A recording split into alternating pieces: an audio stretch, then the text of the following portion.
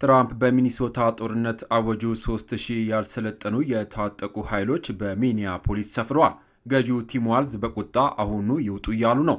በፌዴራል ኃይሎች የተገደለው የ37 ዓመቱ ነርስ አሌክስ ፕሪቲ ሞት ግዛቱን በውጥረት ውስጥ ከቶታል። ትራምፕ የወንጀል ሽፋን ሲሉ ገዢውን ሲከሱ፣ ገዢው ደግሞ ትራምፕ ሁከት ይፈልጋሉ ማለት ለይቶላቸዋል። በሚኒሶታ ጎዳናዎች ግጭት ቀጥሏል።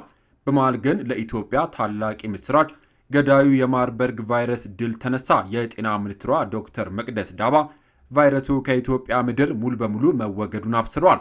ምንም እንኳን የ9 ወገኖቻችን ሕይወት ብናጣም ወረርሽኙ በአጭር ጊዜ መክታት ተችሏል። በሌላ በኩል አሜሪካ በአሰቃቂ በረዶ አውሎ ንፋስ እየታመሰች ነው። የ7 ሰዎች ሕይወት አልፏል። 800 ሺህ ቤቶች በጨለማ ውስጥ ናቸው። 11 ሺህ በረራዎች ተሰርዘዋል። 180 ሚሊዮን ሕዝብ ለአደጋ እንደተጋለጠም ተጠቁመዋል። እነዚህና ሌሎች መረጃዎችን ከላይ በምስሉ ላይ በምታዩት ቪዲዮ ገብታችሁ መከታተል ትችላላችሁ። አስተያየታችሁን ጻፉልን። ለተጨማሪ መረጃ ሰብስክራይብ ማድረግዎን አይዘንጉ።